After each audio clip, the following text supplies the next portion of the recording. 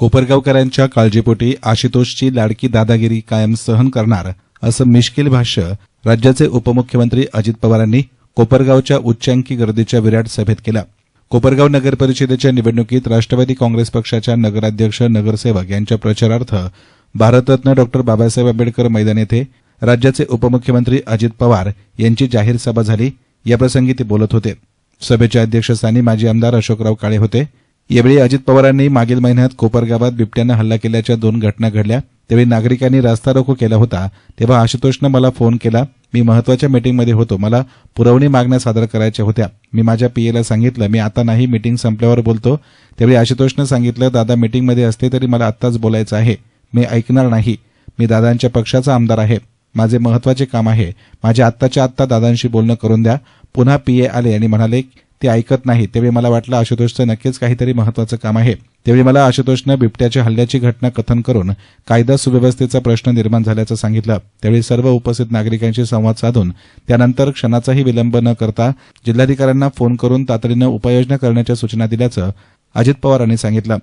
तुमचा आशुतोष कधी कधी लाडकी दादागिरी माझ्यावर चालवतो. संपूर्ण महाराष्ट्राला माहिती आहे. मी जर एकदा सांगितलं की नाही भेटणार म्हणजे नाही भेटणार, परंतु आमदार काळे माझ्यावर लाडाची दादागिरी करतो आणि त्याची दादागिरीही मी सहन करतो, कारण त्याची ही दादागिरी ही लाडकी दादागिरी आहे. आग्रह तुमच्या सर्वांच्या काळजीपोटी असतो, त्यामुळे त्याची ही लाडकी दादागिरी मी यापुढेही सहन करेल अशी ग्वाही त्यांनी दिली. पर्यंत करतो. संपूर्ण महाराष्ट्रामध्ये तुमच्या कोपरगाव मतदारसंघात देखील आज महाराष्ट्रामध्ये बिबट्यांची संख्या वाढली. माझा पुणे जिल्हा, माझा नाशिक जिल्हा, माझा अहिल्यानगर जिल्हा. आणि त्याचा एक प्रसंग सांगतो. कोपरगाव तालुक्यातील काही नागरिकांच्यावर हल्ले झाले. दुर्दैवाने दोघांचा मृत्यू झाला. परिस्थितीचं गांभीर्य लक्षात घेऊन आशुतोषनी फोन केला.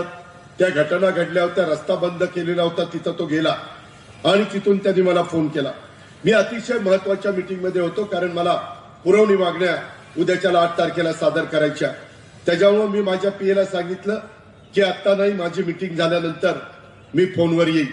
त्यावेळेस माझ्या पीएला आशुतोषने सांगितलं दादा मीटिंगमध्ये असले तरी देखील मला दादांशी ताबडतोब बोलायचं. मी ऐकणार नाही. मी दादांच्या पक्षाचा आमदार आहे. माझं महत्वाचं काम आहे. माझं आत्ताच्या आत्ता दादांशी बोलणं करून द्या. पुन्हा पीए दादा ते असा म्हणतोय. मला वाटलं याला काहीतरी दिसतंय. मग दादांना आशुतोषचा फोन मी घेतला आणि त्यावेळी माझ्या पीएनी चालू मीटिंग मधनं मला तो फोन आणून दिला आणि सर्वांना त्यांनी स्पीकरवर घेतलं. त्याच्यानंतर त्यांनी जे काही सांगितलं ते मला बोलून दाखवलं. मित्रांनो, क्षणाचाही विचार न करता फोन ठेवलं मी जिल्हाधिकाऱ्याला फोन केला आणि सांगितलं ताबडतोब तिथं असं घडलेलं आहे. कायदा सुव्यवस्थेचा प्रश्न निर्माण झालेला आहे. निष्पाप त्या मुलाचं आणि त्या व्यक्तीचं तिथं निधन झालेलं आहे आणि त्यामध्ये ह्या पद्धतीनं तुमचा आशुतोष हा कधी कधी अशी का लाडकी दादागिरी, आम्ही लाडक्या बहिणींना मदत केली, पण ही लाडकी दादागिरी माझ्यावर चालवतो. महाराष्ट्र मला घाबरतो. मी सांगितलं मी आता भेटणार नाही. लगेच म्हणतात दादाचा मूड दिसत नाही, आता नको भेटायला, परत. परंतु ती दादागिरी त्याची मी सहन करतो. त्याचं कारण ही लाडाने असलेली दादागिरी आहे.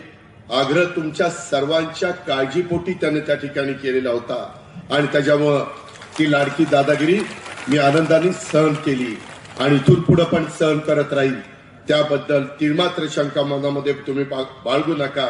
आपल्या जनसंवाद यात्रेच्या निमित्तानं पण जे काही शब्द मी दिलेले होते ते शब्द पाळण्याचं काम मी आपल्याला सगळ्यांना त्या ठिकाणी करून दाखवलेलं आहे.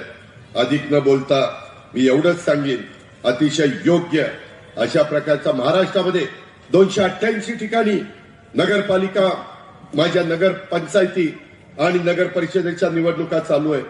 त्याच्यात सगळेच उमेदवार आम्ही दिलेले आहेत, परंतु सगळ्यात अनुभवी, सगळ्यात उत्तम, योग्य जर उमेदवाराची आपण चाळणी लावायचं ठरवलं तर सगळ्यात उत्तम अनुभवी योग्य उमेदवार, आर्थिक शिस्तीचा उमेदवार काका ह्या ठिकाणी आहे. आता तुम्ही भरभक्कम पाठिंबा द्या. काका या शहराचा आशुतोषच्या निमित्तानं, आमच्या सगळ्यांच्या निमित्तानं चेहरा मोहरा बदलून दाखवतील हा शब्द मी तुम्हाला सगळ्यांना देतो आणि या ठिकाणी थांबतो. जय हिंद, जय महाराष्ट्र. याप्रसंगी गेल्या 20 ते नगराध्यक्षपदाचे 25 उमेदवार काका वर्षापासून कोयटे मी आणि संदीप राजकारणापासून कोयटे दूर गेलो यांचं जोरदार होतो. भाषण झालं. ते दूर जाण्याचं कारण होतं की त्या काळामध्ये मला राजकारणातले अनेक धोके अनुभवायला मिळाले, गद्दारी अनुभवायला मिळाली, माझ्या पाठीत अनेक वेळा खंजीर खुपसली गेली. त्याची सर्व कोपरावकरांना माहित आहे.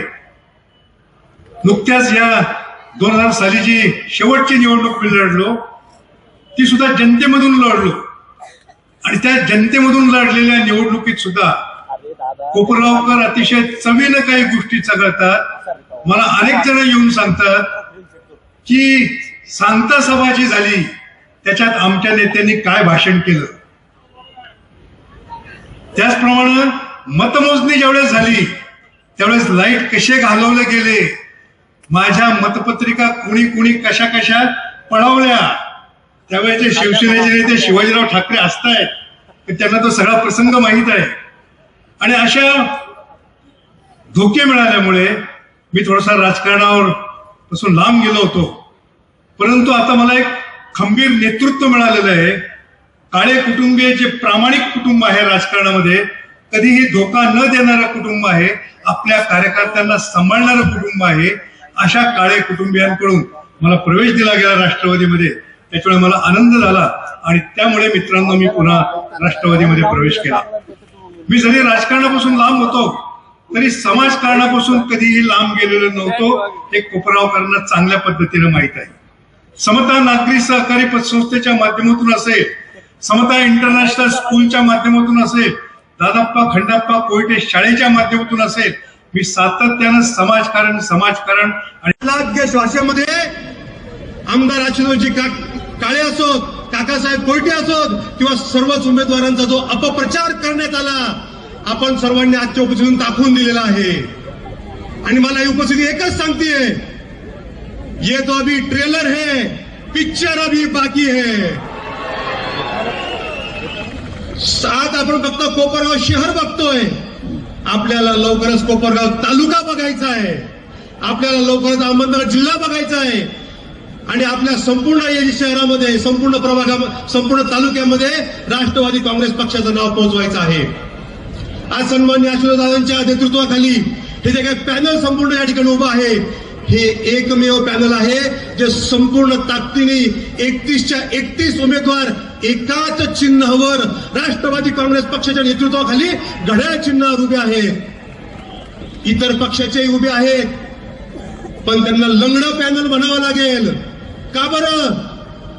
का त्या सर्वांना कमळ चिन्हावर लढता येत नव्हतं? पण नाही, त्यांना दिसतो तो फक्त जातीयवाद आणि त्या जातीयवादामुळेच त्यांनी एक पाय तोडला आणि एक कुबडी हाताशी घेतली आणि कुठला तरी एक पॅनल उभा केला आणि त्याच्या सहकार्याने कुठे लढायचा एक तोकडा प्रयत्न समोरच्या पार्टीकडून चालू आहे.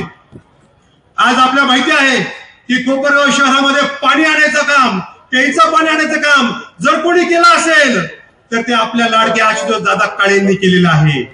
मग तुम्हाला ठरवायचं आहे, तुम्हाला पाणी आणणारा नेता पाहिजे की पाणी चोरणारा नेता पाहिजे? आणि त्याकरता तुम्हा सर्वांना विनंती आहे की येत्या 2 तारखेला होत असलेल्या नगर परिषदेच्या निवडणुकीमध्ये तुम्ही आपल्या राष्ट्रवादी काँग्रेस पक्षाच्या सर्वच्या सर्व 31 नगरसेवकांना आणि नगराध्यक्षांना बहुमोल आपलं मतदान करून त्या सर्वांना निवडून द्या. आपण तसं याप्रसंगी सर्व पदाधिकारी कार्यकर्ते मोठ्या संख्येनं हजर होते. येस मीडियासाठी प्रतिनिधी युसुफ रंगरेज, कोपरगाव.